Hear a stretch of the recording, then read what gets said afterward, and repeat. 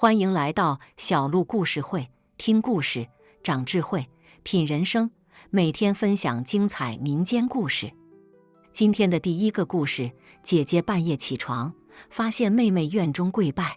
姐姐，妹妹，你好歹毒！在清末民初那会儿，天下大乱，民不聊生。在那江南水乡的一个小镇上，有2户人家，一户姓李，一户姓赵，两家是邻居，平日里关系不错，走动得勤。李家有一对姐妹，姐姐叫李婉儿，妹妹叫李妹儿，长得那叫一个水灵，如花似玉，跟那画里走出来的一样。这李婉儿性格温婉，知书达理，是镇上出了名的大家闺秀。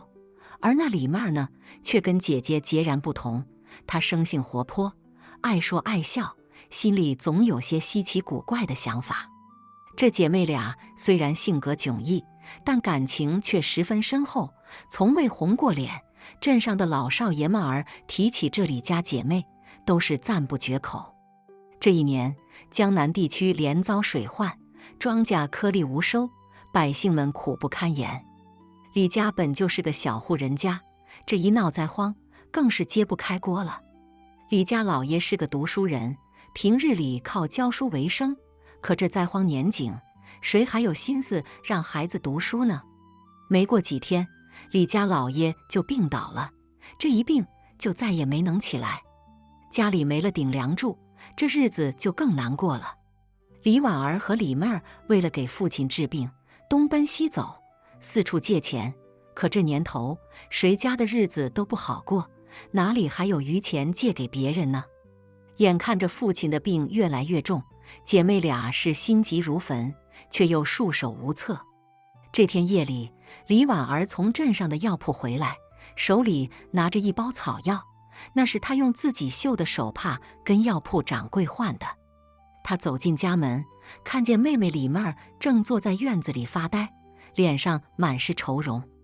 李婉儿叹了口气，走到妹妹身边，轻声说道：“妹儿，别发愁了，爹爹的病一定会好起来的。”李妹儿抬起头，看着姐姐，眼里满是泪水。“姐姐，我知道，可是这要钱。”李婉儿拍了拍妹妹的肩膀：“别担心，我已经跟药铺掌柜说好了，先用这手帕抵着，等爹爹病好了，我再绣几个去换钱。”李妹儿握住姐姐的手：“姐姐，你对我真好，要是没有你，我真不知道该怎么办才好。”李婉儿笑了笑：“咱们是姐妹，说什么傻话呢？”姐妹俩说完话，就进屋去照顾父亲了。这一夜，李婉儿躺在床上，翻来覆去的睡不着，心里想着明天的生计，想着如何给父亲治病，直到后半夜才迷迷糊糊的睡着了。不知过了多久，李婉儿突然被一阵奇怪的声音惊醒。她竖起耳朵听了听，那声音似乎是从院子里传来的，像是有人在低声哭泣，又像是有人在喃喃自语。李婉儿心里一惊，赶紧穿上衣服，拿起一根木棍，悄悄地走到门口，从门缝里往外看。这一看，可把李婉儿吓得魂飞魄散。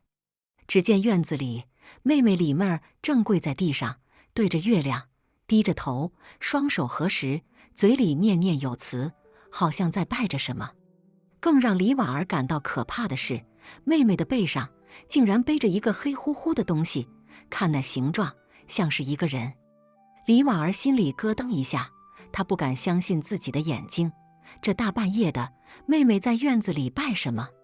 背上背着的又是谁？她强忍着心中的恐惧，悄悄地打开门，蹑手蹑脚地走到妹妹身后，想要看个究竟。可就在这时，妹妹突然抬起头，眼睛里闪烁着绿色的光芒，直勾勾地看着她，那眼神根本就不是人该有的。李婉儿吓得倒退一步，手中的木棍掉在地上，发出啪嗒一声响。妹妹转过头来，看见姐姐，脸上露出一个诡异的笑容：“姐姐，你醒了。”李婉儿结结巴巴地说道：“妹儿，你在干什么？”妹妹站起身来，走到姐姐面前，伸出手来，想要拉她：“姐姐，来，跟我一起拜，拜了就能救爹爹了。李婉儿看着妹妹那诡异的笑容，还有那背上背着的黑乎乎的东西，心里充满了恐惧和疑惑。妹儿，你背上背的是谁？你到底在拜什么？妹妹的脸上突然变得狰狞起来。姐姐，你好歹毒，你竟然想害我！你可知道我背上背的是谁？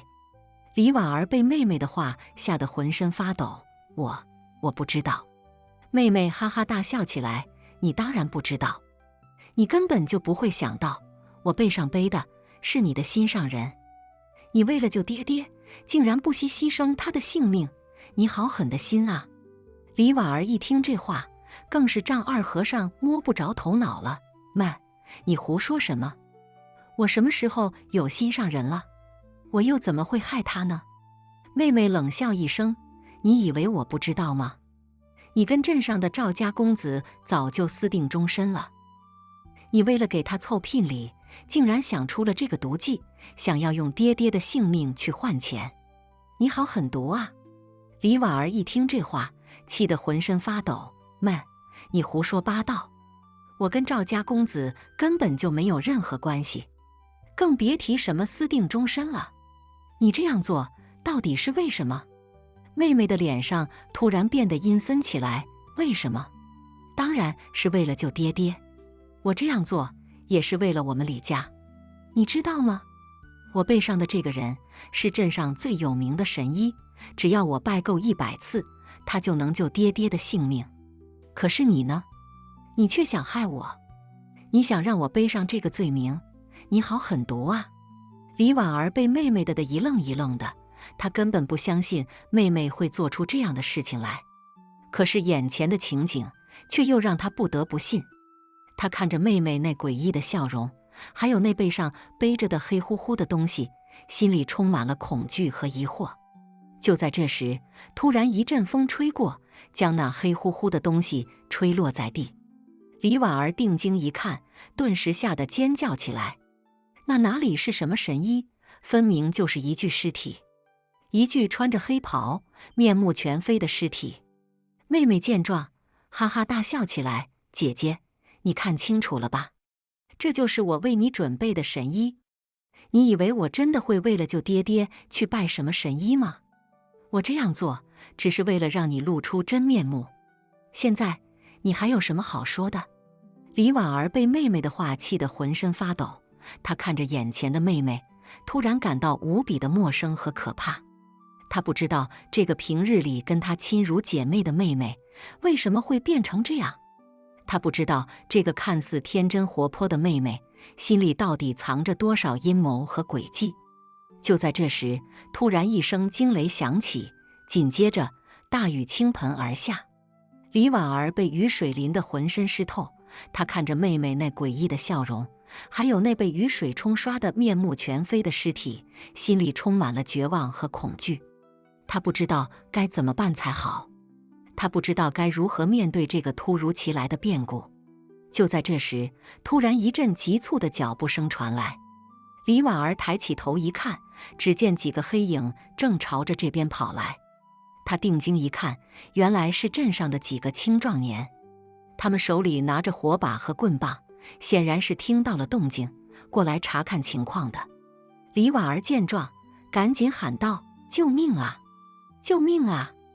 那几个青壮年闻言，赶紧跑过来，将李婉儿护在身后。他们看着眼前的情景，也是吓得浑身发抖。他们看着李妹儿那诡异的笑容，还有那被雨水冲刷得面目全非的尸体，心里充满了疑惑和恐惧。这是怎么回事？其中一个青壮年问道。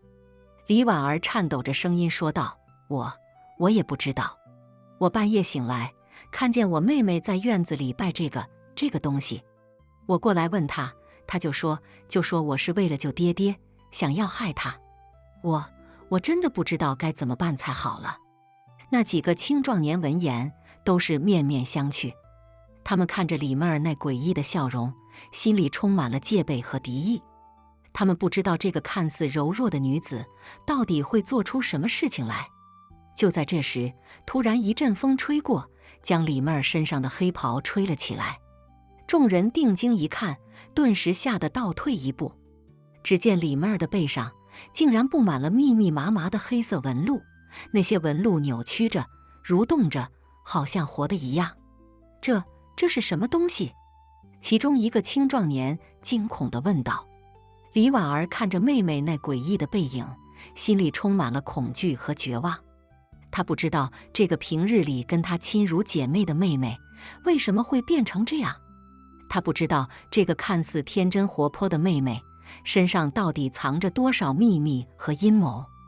故事讲到这里，也只是讲了个开头，后来的事情更是惊心动魄、曲折离奇。咱们下回分解。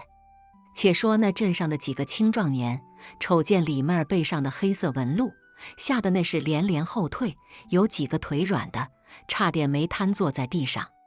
这大半夜的，又下着大雨，天又黑，那纹路在火光下扭曲蠕动，看起来就像是活物一般，瘆人得很。这到底是咋回事啊？其中一个胆大的青壮年壮着胆子问道。李婉儿早已吓得六神无主，只是一个劲儿地哭，啥也说不出来。就在这时，突然又是一声惊雷，紧接着一道闪电划破夜空，照亮了李妹儿的脸庞。众人只见她脸上满是诡异的笑容，眼睛里闪烁着绿色的光芒，那模样简直就像是从地狱里爬出来的恶鬼一般。快跑！不知是谁喊了一声，众人吓得转身就跑，连火把和棍棒都不要了。李婉儿见众人跑了，心里更加害怕。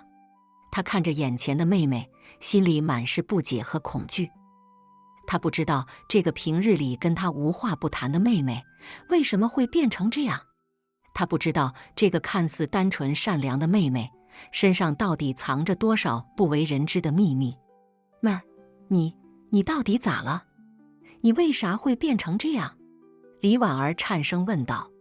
李妹儿却不答话，只是嘿嘿笑着，朝着李婉儿缓缓逼近。她每走一步，身上的黑色纹路就蠕动一分，看起来更加瘆人。李婉儿见状，吓得连连后退，一直退到墙角，无路可退。她看着妹妹那诡异的笑容，还有那不断蠕动的黑色纹路，心里充满了绝望。她不知道该怎么办才好，她不知道自己还能不能活着离开这个地方。就在这时，突然一阵风吹过，将李妹儿身上的黑袍吹得猎猎作响。李婉儿定睛一看，只见那黑袍之下竟然隐隐露出了一对黑色的翅膀，那翅膀薄如蝉翼，却又黑得发亮，在火光下闪烁着诡异的光芒。啊！李婉儿吓得尖叫一声，瘫坐在地上。她看着眼前的妹妹，不，现在应该说是怪物，心里充满了恐惧。她不知道这个怪物到底是什么东西，她不知道它为什么会附身在妹妹的身上。那怪物见李婉儿瘫坐在地上，嘿嘿一笑，张开翅膀朝着她扑了过去。李婉儿吓得闭上眼睛，等死一般。就在这时，突然又是一声惊雷，紧接着一道金光从天而降，正好照在怪物的身上。那怪物惨叫一声，身上的黑色纹路瞬间消散，翅膀也缩了回去，恢复了李妹儿的模样。李婉儿睁开眼睛一看，只见眼前的妹妹已经恢复了正常，正满脸惊恐地看着自己。她不知道刚才到底发生了什么事情，她不知道那道金光到底是从哪里来的。妹儿，你没事吧？李婉儿颤声问道。李妹儿摇了摇头，眼里满是恐惧。我也不知道咋回事，我刚才就好像被啥东西附身了一般，啥都不知道了。李婉儿闻言，心里更加疑惑。她不知道这个怪物到底是什么东西，它为什么会附身在妹妹的身上，又为什么会被那道金光给驱走？就在这时，突然一阵急促的脚步声传来，众人循声望去，只见一个身穿道袍、手持长剑的老道士正朝着这边跑来。他浑身湿透，显然是冒雨赶来的。道长，您终于来了。其中一个青壮年认出了老道士，赶紧迎了上去。老道士点了点头，问道：这到底是咋回事？咋弄成这样了？那青壮年将刚才发生的事情一五一十地告诉了老道士。老道士听完，皱了皱眉，走到李妹儿身边，仔细看了看她的脸色和舌苔，又问了问她最近有没有啥异常。李妹儿想了想，说道：最近也没啥异常啊，就是爹爹病了之后，我心里着急，晚上经常睡不着觉。老道士闻言点了点头，心里已经有了计较。他转头对众人说道：这怪物乃是一种名为噬魂蝶的妖物所化，这种妖物喜欢寄生在人的身上，吸食人的精气。你们刚才看到的那些黑色纹路，其实就是它的触手。至于那道金光，乃是我师门独有的驱魔符咒所发。我恰好路过此地，感应到妖气，这才赶来。众人闻言，这才恍然大悟。他们看着老道士，眼里满是感激和敬佩。老道士又转头对李婉儿说道：你妹妹之所以会被这妖物附身，乃是因为她心中焦虑，气血两虚，给了这妖物可乘之机。我给她开一剂药方，你回去煎给她喝，连喝7天，自会痊愈。说完，老道士从怀里掏出一张纸，刷刷点点写了药方，递给李婉儿。李婉儿接过药方，感激涕零：多谢道长，多谢道长。老道士摆了摆手：不必客气。记住，以后遇到这种事情，千万不要慌张，要保持冷静。还有，让你妹妹好好休息，不要胡思乱想。说完，老道士转身就走，消失在茫茫夜色之中。众人见老道士走了，也都纷纷散去。李婉儿搀扶着妹妹回到屋里，按照药方煎了药给她喝下。果然，连喝7天之后，李妹儿就恢复了正常，再也没有发生过那种诡异的事情。从此之后，李家姐妹更加珍惜彼此之间的姐妹情谊，也更加珍惜眼前的生活。她们知道，人生在世，难免会遇到各种困难和挫折，但只要心中有爱，有信念，就一定能够战胜一切。而那个神秘的老道士，也成为了他们心中永远的恩人。每当提起这件事情的时候，他们都会感慨万分，庆幸自己能够遇到这样一位高人相助。今天的第2个故事，姐姐成亲，妹夫却成了新郎。洞房夜姐姐，我嫁的就是你。在清末民初，江南水乡有一座隐于雾霭之中的小镇，名为雾隐镇。镇子不大，却卧虎藏龙，其人异事层出不穷，尤其以茅山术法闻名遐迩。今天咱们要讲的，便是这雾隐镇上发生的一桩离奇婚事，牵扯出一段涉及鬼怪、情感与命运的纠葛。雾隐镇东头有户人家，姓李，李家有对姊妹花，大姐李婉清温婉贤淑，小妹李月儿机灵俏皮。两姐妹自幼感情深厚，形同一体，却在命运的分岔路口走向了截然不同的道路。李婉清早早许配给了镇上钱庄的少东家赵元德，而李月儿则因一次意外救下了一位神秘青年。那青年自称姓林，名义峰，自那日起便留在了李家，帮着做些杂活，也渐渐地对李月儿生出了情愫。然而世事无常，就在李婉清与赵元德的大婚之日临近之时，一场突如其来的变故打破了所有的平静。那夜月黑风高，李府上下张灯结彩，喜气洋洋，唯独李婉清独自一人坐在闺房之中，心中隐隐有股不祥之感。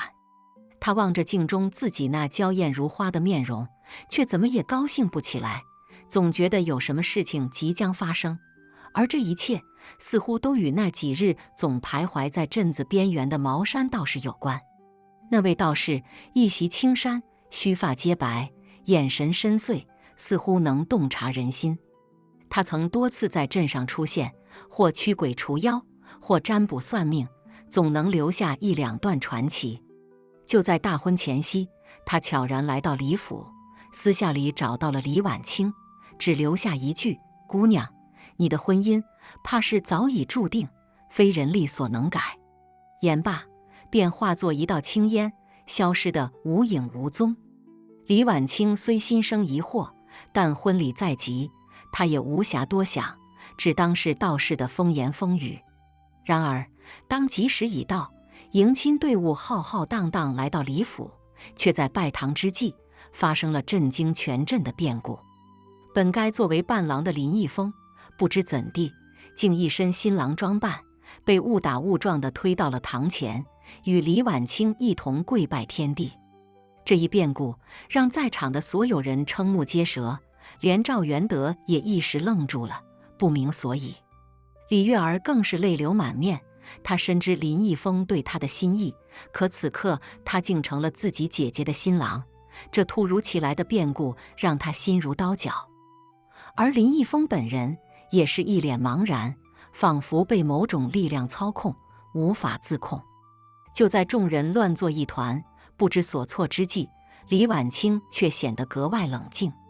她凝视着面前的林毅峰，眼中闪过一丝不易察觉的坚定，随后缓缓开口：“我嫁的就是你。”此言一出，更是震惊四座，连林毅峰也如梦初醒，连连摇头，试图挣脱这股无形的束缚。然而，无论他如何挣扎，都无法改变自己的身份，仿佛一切早已命中注定。夜深人静，洞房内烛火摇曳，李婉清坐在床边，静静地等待着。而林毅峰则站在屋角，神色复杂，不敢靠近。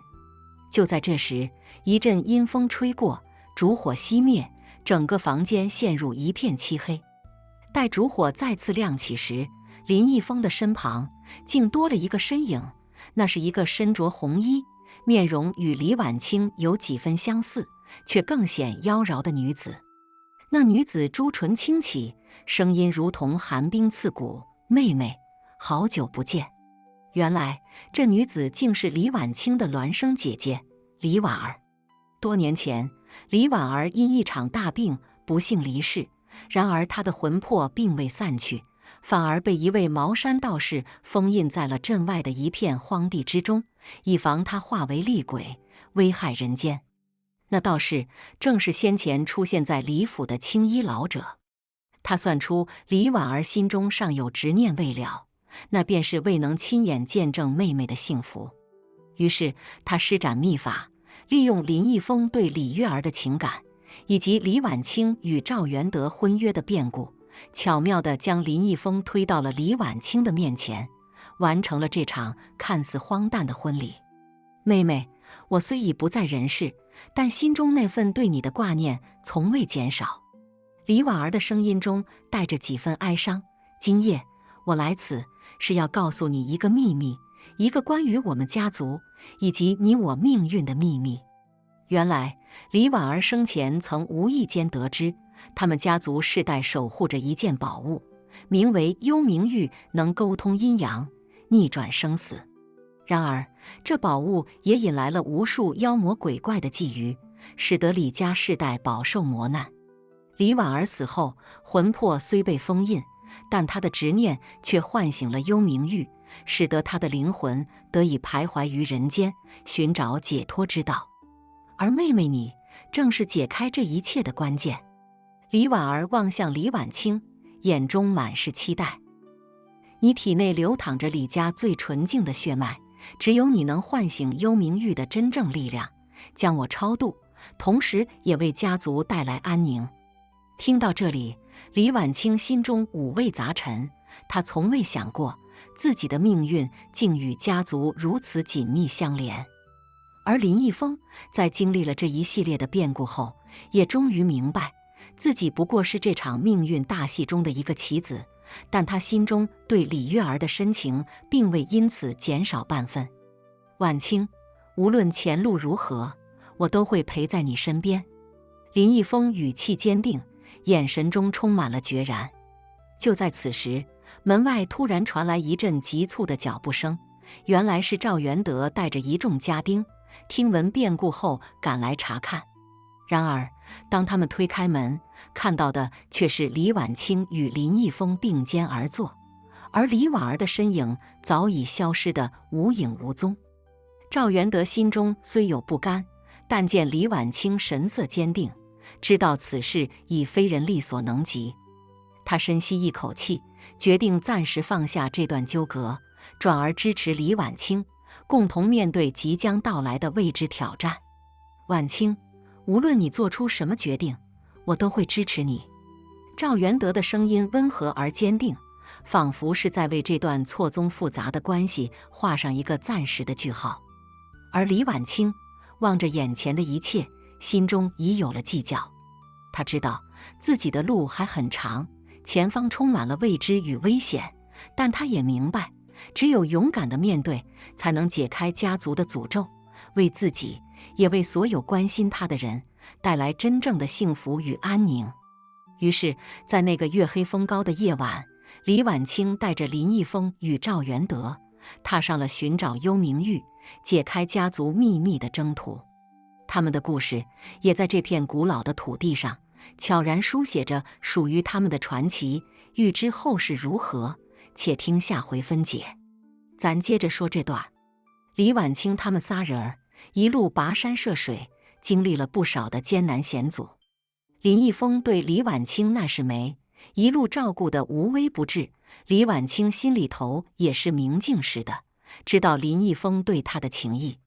可他心里头还有个结，那就是他跟赵元德的婚约。虽说现在赵元德对他挺好的，可毕竟这事儿搁谁心里头都不好受。这一天，他们来到了一个名叫幽冥谷的地方，据说这幽冥谷里头藏有幽冥玉的线索。这地方可真是邪门儿，雾气蒙蒙的，看不见个太阳，四周全是黑漆漆的山头，让人感觉阴森森的。赵元德一看这地儿，眉头就皱起来了，这地儿瞅着可不太平啊。林毅峰却拍了拍胸脯，怕啥？有我在呢。李婉清也是咬了咬牙，心里头暗下决心，不管咋样，今儿个也得把这幽冥玉给找出来。他们仨人儿就这么进了幽冥谷，一路上遇到的怪事可真是不少。先是碰上个会说话的狐狸，接着又遇上个会走路的树，吓得赵元德差点没尿裤子。这都是啥玩意儿啊？赵元德哆哆嗦嗦地问。李婉清却是目光坚定，别怕，这些都是幽冥谷里的妖物，咱们只要找到幽冥玉，就能离开这里。他们继续往前走，终于来到了一个山洞前。这山洞里黑漆漆的，啥也看不见，可李婉清却觉得里头有啥东西在召唤他。他深吸了一口气，迈步就往里走。林毅峰和赵元德一看，也赶紧跟上。这山洞里头可真邪门儿，走2步就是个大坑，走3步就是个陷阱。可李婉清就像是开了天眼似的，总能巧妙地避开。林毅峰看的是目瞪口呆，婉清，你这是咋做到的？李婉清也没多说，只是指了指自己的心，心诚则灵。他们就这么一路走到了山洞的尽头，眼前豁然开朗。只见一个巨大的石台上放着一块晶莹剔透的玉石，那玉石散发着幽幽的光芒，一看就不是凡品。幽冥玉！赵元德激动地喊了出来。李婉清也是心头一喜，赶紧上前去拿幽冥玉。可就在这时，一股强大的力量突然袭来，把他给震得倒退了好几步。林毅峰一看不好，赶紧上前扶住他，婉清，你没事吧？李婉清摇了摇头，目光紧盯着那块幽冥玉，看来这幽冥玉不是那么好拿的。就在这时，一个阴恻恻的声音在他们耳边响起，哼，想拿幽冥玉，先过了我这关再说。他们转头一看，只见一个身披黑袍、面容狰狞的鬼怪，不知何时已经出现在了他们身后。这鬼怪身上散发着一股浓重的尸臭味，让人闻着就恶心。你是谁？李婉清厉声问道。那鬼怪嘿嘿一笑，我是幽冥谷的守护者，你们想拿走幽冥玉，就得先打败我。说完，那鬼怪就朝着他们扑了过来。林一峰一看，赶紧拔出腰间的长剑，跟那鬼怪斗在了一起。赵元德一看，也赶紧掏出身上的符咒，帮忙助阵。这鬼怪可真是厉害，林一峰和赵元德俩人联手，竟然也占不到啥便宜。李婉清一看，知道这么打下去不是办法，他咬了咬牙，决定用幽冥玉的力量。他闭上眼睛，双手合十，嘴里念念有词。只见那幽冥玉突然光芒大放，一股强大的力量从里头涌了出来，直接把那鬼怪给震得倒退了好几步。好机会！李婉清大喊一声，赶紧冲上前去，一把抓起幽冥玉。那鬼怪一看幽冥玉被夺，顿时气得嗷嗷直叫：“你们这群可恶的人类，我要让你们付出代价！”说完，那鬼怪就朝着他们扑了过来。可就在这时，李婉清手中的幽冥玉突然光芒大放，直接把那鬼怪给定在了原地。这是咋回事儿？赵元德看的是目瞪口呆，李婉清也是长舒了一口气，看来这幽冥玉已经认我为主了。说完，他就拿起幽冥玉，开始默念咒语。只见那幽冥玉的光芒越来越亮，最后化作一道白光，直接冲进了他的身体里。李婉清只觉得浑身一震，一股强大的力量在他体内涌动。婉清，你没事吧？林一峰担心地问。李婉清摇了摇头，脸上露出了笑容：“我没事，而且我好像已经找到了解开家族诅咒的方法了。”他们仨人就这么带着幽冥玉离开了幽冥谷。一路上，李婉清用幽冥玉的力量帮助了许多被鬼怪困扰的人，而林一峰和赵元德也对他刮目相看。终于，他们回到了雾隐镇。李婉清用幽冥玉的力量，成功地解开了家族的诅咒，也超度了李婉儿的灵魂。李婉儿在离开前对李婉清笑了笑：“妹妹，谢谢你，我终于可以安息了。”李婉清看着姐姐的灵魂缓缓升天，心中也是感慨万千。她知道这一切的结束也是新生活的开始。而林一峰和赵元德在经历了这一切之后，也对李婉清有了更深的了解。他们知道，这个女人不仅有着美丽的外表，更有着坚强的内心和不屈的精神。后来，李婉清决定用自己的力量继续守护雾隐镇和这片土地上的百姓，而林一峰和赵元德也成为了他的得力助手。他们一起书写着属于他们的传奇故事，而这段故事也成为了雾隐镇上流传最广、最动人的传说之一。每当夜幕降临，人们总会围坐在篝火旁，讲述着这段充满神秘与感动的传奇。今天的最后一个故事，木匠干活，花园偷听丫鬟谈话，他掏出一把黄豆逃过一劫。在那江南水乡的一隅，有一座古老而神秘的庄园，名曰碧月庄。这庄园的主人乃是一位富甲一方的大贾，人称钱百万。钱百万不仅家财万贯，更是个爱花如命之人，故而他的庄园里有一座四季如春、繁花似锦的大花园，引得远近游人纷纷驻足观赏。在这碧月庄里，有个不大不小的秘密，却鲜为人知。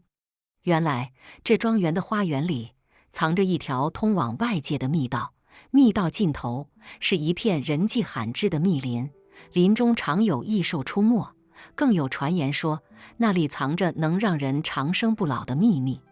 不过，这毕竟是坊间传言，无人敢轻易涉足。却说那年春天，钱百万为了扩建花园，特意从北地请来了一位手艺高超的木匠，名叫李三。这李三，别看长得5大3粗，手艺却是极为精细，一刀一刻，皆见功夫。他初来乍到，便被安排在花园的一角，负责搭建一座精巧的凉亭。李三干活时总爱哼着小曲儿，手中的斧头仿佛有了灵性，每一斧下去都是恰到好处。这天正值晌午，阳光透过树叶的缝隙，洒下斑驳陆离的光影。李三正干得起劲，忽听得一阵细碎的脚步声，由远及近。他抬头一看，只见2个丫鬟打扮的女子正悄悄摸摸地穿过花丛，朝着花园深处走去。李三心中好奇，放下手中的活计，悄悄跟了上去。他轻手轻脚，生怕被人发现。只见那2个丫鬟走到一处偏僻的角落，四周瞅瞅无人，便开始低声交谈起来。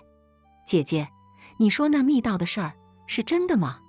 其中一个丫鬟声音中带着几分怯意。妹妹，这事儿我可是亲眼见过的。那天夜里，我起来小解，无意间撞见了老爷和一位神秘客，他们就是从那里出去的。另一个丫鬟压低了声音，神秘兮兮地说道：那密道里头到底有啥呀？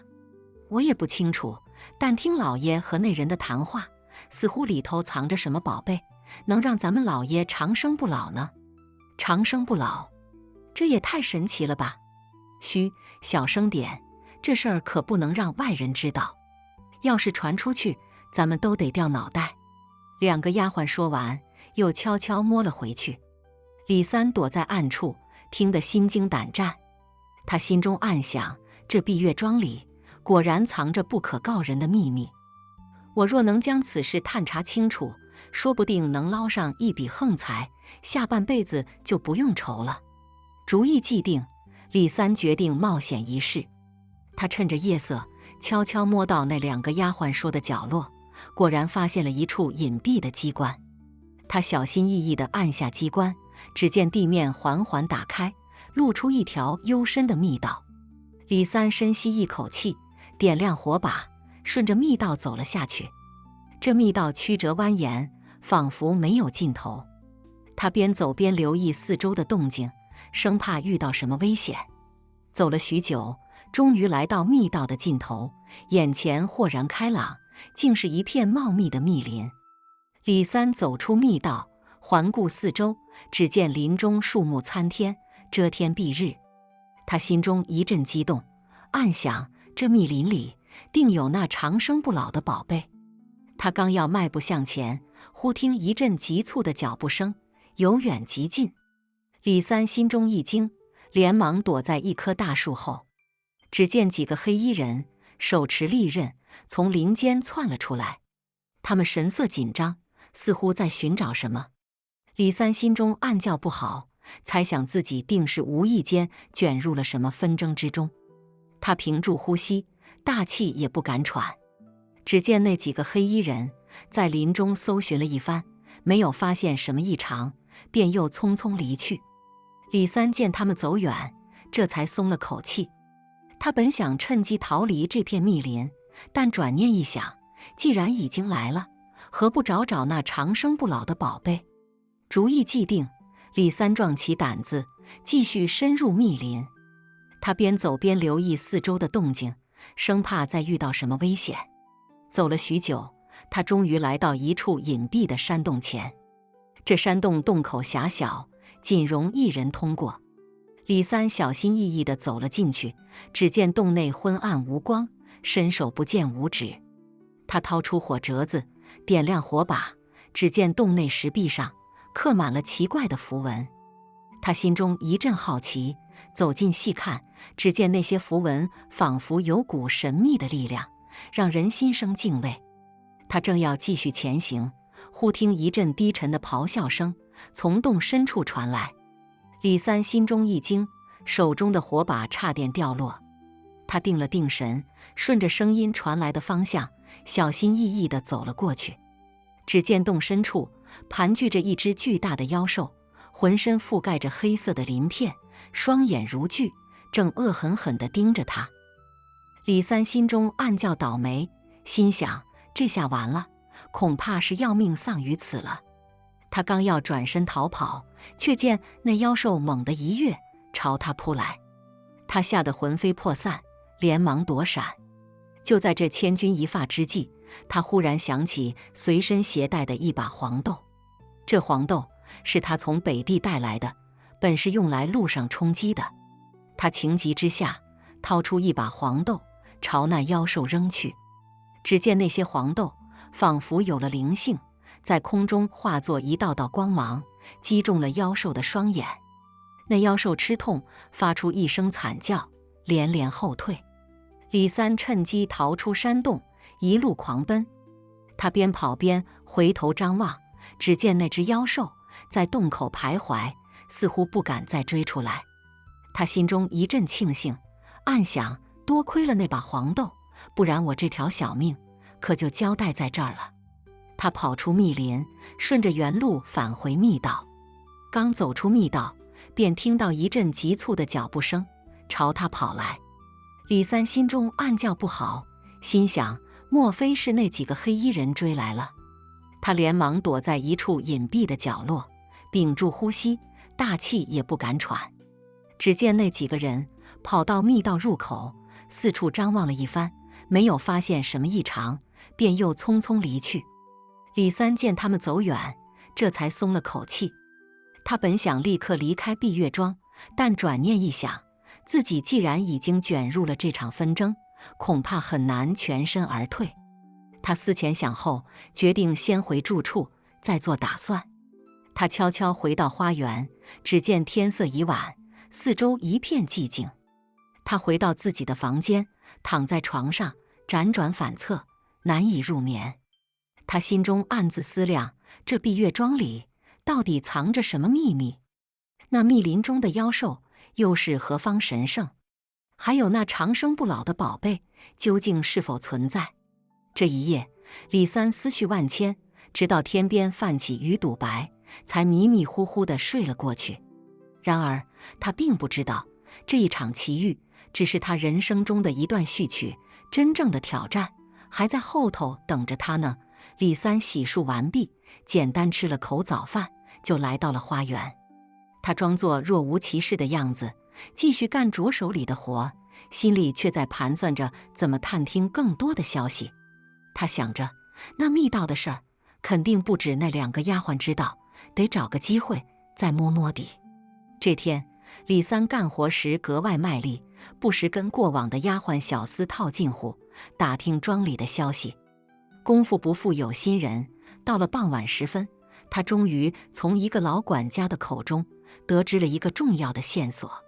原来这碧月庄里除了钱百万，还有个神秘的人物，人称黑面先生。此人行踪不定，但每次出现都跟钱百万一起，神神秘秘的。李三一听，心里就犯了嘀咕，这黑面先生八成跟那密道的事儿脱不了干系。他琢磨着，得找个机会见见这位黑面先生，说不定能从他身上挖出点宝贝的线索。打定了主意，李三就开始留意起黑面先生的行踪。他发现这位黑面先生总是夜晚出现，白天则不见踪影。于是他决定今晚就来个守株待兔，看看这黑面先生到底是个啥模样。夜幕降临，李三悄悄来到钱百万的住处附近，找了个隐蔽的角落躲了起来。他瞪大眼睛，竖着耳朵，生怕错过一丝动静。时间一分一秒的过去，就在李三有些不耐烦的时候，一阵轻微的脚步声由远及近。李三心中一紧，连忙探出头去，只见一个身披黑袍、脸戴面具的人正匆匆走来。这人身形高大，步伐稳健，一看就不是等闲之辈。李三心想，这人八成就是黑面先生了。他悄悄地跟了上去，只见黑面先生来到一处偏僻的厢房前，停下脚步，轻轻敲了敲门。不一会儿，门开了，钱百万满脸堆笑地迎了出来，将黑面先生请了进去。李三躲在暗处，听得清清楚楚，心中一阵激动，这厢房里肯定藏着啥见不得人的秘密。他想着，等黑面先生走了，自己也得进去瞧瞧。这一等就是大半夜，直到鸡鸣3遍，黑面先生才从厢房里走了出来，匆匆离去。李三等黑面先生走远，这才悄悄地来到厢房前，轻轻推了推门，发现门竟没锁。他心中一喜，推门而入，只见屋内烛光摇曳，陈设简单，却透着一股说不出的诡异。他四处打量了一番，没发现什么异常，正要转身离开，忽听一阵细微的声响从屋角传来。李三心中一惊，连忙躲在一处屏风后，探出头去，只见一只浑身雪白的狐狸正蜷缩在屋角，双眼紧闭，似乎正在沉睡。他心中一阵纳闷，这大半夜的，怎么有只狐狸在这儿？他正要上前细看，只见那狐狸突然睁开了眼睛，双眼如炬，直勾勾地盯着他。李三吓得倒退了一步，险些摔倒。那狐狸却似乎并不怕他，站起身来，缓缓走到他面前，用嘴轻轻碰了碰他的手。李三心中一阵奇怪，这狐狸怎么跟通人性似的？他壮着胆子摸了摸狐狸的头，只见那狐狸温顺地蹭了蹭他的手，仿佛是在感谢他。就在这时，一阵急促的脚步声从屋外传来。李三心中一惊，连忙抱起狐狸，藏到屏风后。只见钱百万神色慌张地走了进来，四处张望了一番，没有发现什么异常，这才松了口气，坐到了桌旁。李三躲在屏风后，听得清清楚楚，只见钱百万自言自语道：“这黑面先生到底靠不靠谱？那宝贝真的能让他找到吗？”李三心中一动，这宝贝莫非就是那长生不老的玩意儿？他想着，等钱百万走了，自己也得好好找找，说不定能找到啥线索。钱百万在屋里坐了一会儿，见没啥动静，便起身离去。李三等钱百万走远，这才从屏风后走了出来，开始仔细搜寻起厢房来。他翻箱倒柜，不放过任何一个角落，终于在一只古朴的木盒里发现了一张泛黄的羊皮纸。他小心翼翼地展开羊皮纸，只见上面画着一张复杂的地图，地图上标注着一个神秘的地点，旁边还写着一行小字：长生泉，位于密林深处，非有缘人不得见。李三心中一阵激动，这长生泉八成就是那宝贝的所在了。他想着，等明天天一亮，自己就得出发去找这长生泉。主意既定，李三将羊皮纸小心收好，抱起那只通人性的狐狸，悄悄离开了厢房。他回到住处，躺在床上辗转反侧，一夜未眠。第二天一大早，李三就起了身，简单收拾了一下，带着狐狸和那把神奇的黄豆，悄悄离开了碧月庄。他按照羊皮纸上的地图，一路跋山涉水，历经千辛万苦，终于来到了密林深处。只见眼前豁然开朗，一片清澈见底的泉水映入眼帘。那泉水周围长满了奇花异草，空气中弥漫着一股淡淡的清香。李三心中一阵激动，这长生泉果然名不虚传。他正要走上前去，只见那泉水旁突然冒出一股黑烟，化作一个身披黑袍、脸戴面具的人，正是那黑面先生。